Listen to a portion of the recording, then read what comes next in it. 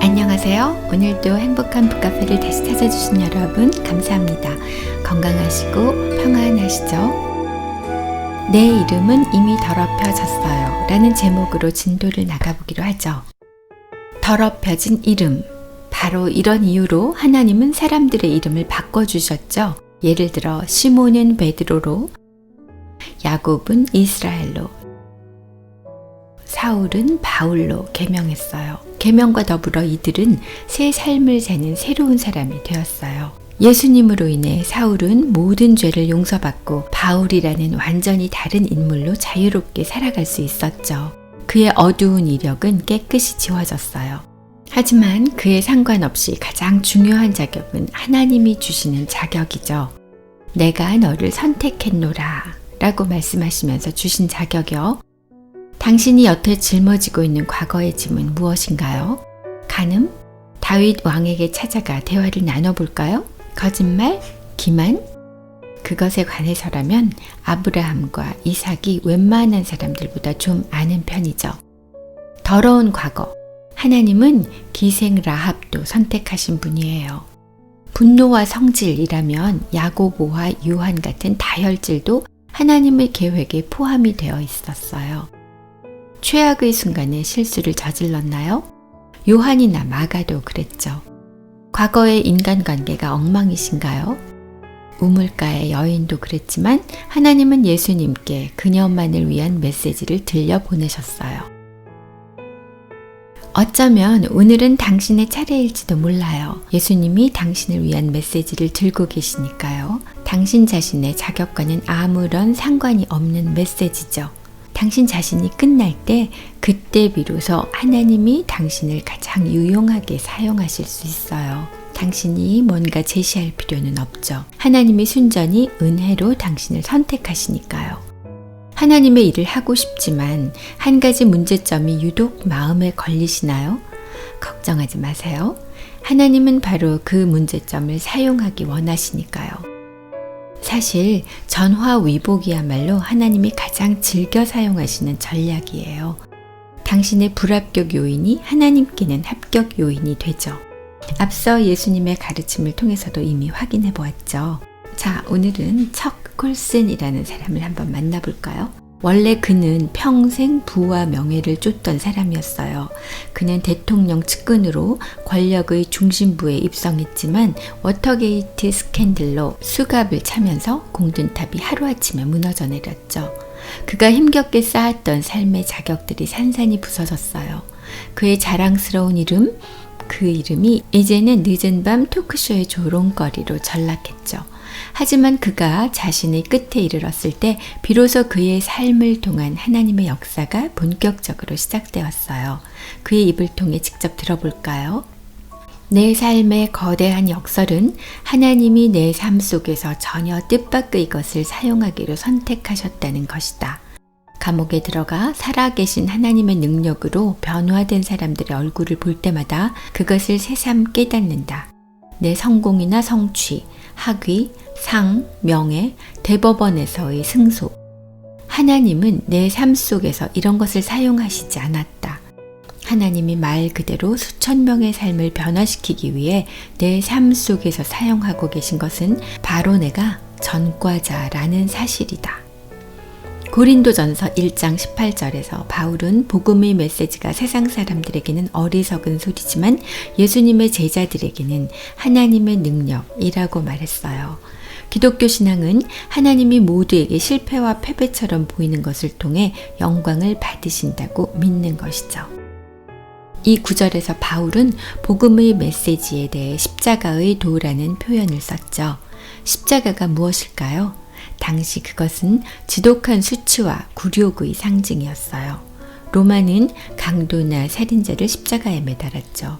그런데 그리스도인들은 그 십자가를 오히려 하나님의 능력의 상징으로 사용했어요. 왜 그랬을까요? 바로 그것이 지혜였기 때문이죠. 세상 사람들이 알던 모든 것이 틀렸기 때문이에요. 자, 자기 인생 경험의 무덤, 바로 거기서 우리는 우리 실패를 통해 영광을 받으시는 하나님의 능력과 구속을 만나요. 전과자에서 교도소 사역자로 변신한 척 콜슨. 노예 무역을 하다가 회심하고 나서 놀라운 찬송가 Amazing Grace를 쓴 존 뉴턴. 교회를 무너뜨리기 위해 동분서주하다가 반대로 교회를 온 세상으로 확장시키기 위해 동분서주하게 된 예수쟁이 사냥꾼 사울. 이 모두가 그 증거죠. 당신의 탈락 요인은 무엇인가요? 하나님이 그것을 어떻게 사용하실지 한번 기대해 보세요. 아직 준비되지 않았어요. 이 모든 말을 듣고 고개를 끄덕이는 당신의 모습이 목사님 눈에 선하시대요. 정말 맞는 말이니까요. 하나님이 지금까지 수없는 증거를 보여주셨으니 반박할 길이 없죠. 하지만 아직도 마지막 변명 하나가 우리들 입 안에서 맴돌고 있어요. 나는 아직 준비되지 않았어요. 이것은 전형적인 몸빼기 전략이죠. 앞으로 배워야 할 게 많아요. 아직 멀었어요. 이왕 하려면 완벽히 준비하고 하겠어요. 섣불리 뛰어들었다가는 일을 그르칠 수 있잖아요. 이런 말들요. 지극히 신중하고 상식적인 말처럼 들리죠? 목사님은 하나님 나라를 위한 큰 일을 할 잠재력을 지닌 사람들을 많이 보셨대요. 하나님이 그들을 통해 놀라운 역사를 행하시는 것은 시간 문제처럼 보였죠. 그런데 그들의 준비 과정은 끝날 줄을 몰랐다고 해요. 성경 공부 모임을 한 번만 더, 하나님의 뜻을 분별하기 위한 기도를 조금만 더, 다이빙 도약대회에 설 때마다 아무래도 몸을 조금만 더 만들고 와야겠어 라며 몸을 돌리는 만년 연습생. 제발 그냥 뛰어내리세요. 뛰어내릴 준비가 되기 전에 뛰어내리세요. 바울은 세례를 받고 시력이 돌아왔죠. 그는 완전히 다른 사람이 되었죠. 그리고 나서 그는 다메섹에서 제자들과 며칠을 보낸 뒤에 곧바로 회당에서 설교를 하기 시작했어요. 그리스도인들을 잡아넣어도 좋다는 대제사장의 승인서를 들고 다메섹으로 달려온 것이 불과 며칠 전의 일이었죠. 그런데 벌써 설교? 주말 신학교라도 다녀왔을까요?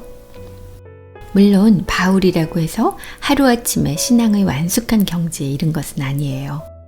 연희 사람들처럼 그도 남은 평생 성장과 배움의 길을 걸어야 했어요. 제자의 길은 누구에게나 멀고도 험한 길이죠. 지름길 따위는 없으니까요. 하지만 하나님은 일단 시작하라고 말씀하셨고 바울은 지체 없이 순종했어요. 구원의 감격으로 여전히 충만해 있는 새 신자가 세상 사람들에게 예수님을 가장 열심히 전하는 경우가 많아요. 반대로 오래 믿을수록 자신보다 더 준비된 자들을 바라보며 자신은 아직도 준비가 되지 않았다고 생각하기 쉽죠. 바울은 아직 완벽히 준비되지 않았었죠. 그러나 예수님의 음성을 분명히 들었는데 무슨 걱정이에요? 성령이 충만히 임해 가라고 하시니 가면 그만이죠. 물론 천하의 바울이라 해도 그의 내면에서 또 다른 목소리가 들렸을지 몰라요. 아직은 아니야. 시간을 두고 천천히 준비해야지. 하지만 바울이 나중에 한 말을 들어보세요. 하나님이 우리에게 주신 것은 두려워하는 마음이 아니요 오직 능력과 사랑과 절제하는 마음이니. 열정으로 불타오르시나요? 아니면 두려워서 머뭇거리고 계시나요? 성령에게서는 언제나 담대함만 나와요. 하나님은 우리의 부족함이나 아쉬운 과거를 따지지 않으시죠. 용기가 없으신가요? 하나님이 주실 테니 걱정하지 마세요. 말 주변이 없으신가요? 하나님이 할 말을 채워주실 테니 걱정하지 마세요. 지극히 평범해 보이는 순간 속에서 다른 이와의 짧은 만남 속에서 하나님이 당신을 통해 인생을 변화시키는 놀라운 말씀을 하실 거예요. 하나님이 당신을 선택하시면 선택된 자에게 어울리는 능력도 함께 주시죠. 오늘은 여기까지네요. 다음 시간은 챕터 4 예수만 의지하라 예수가 일하신다 라는 제목으로 다시 찾아올게요. 그럼 행복한 북카페에서 다시 만날 때까지 모두 건강하시고 안녕히 계시기 바랍니다.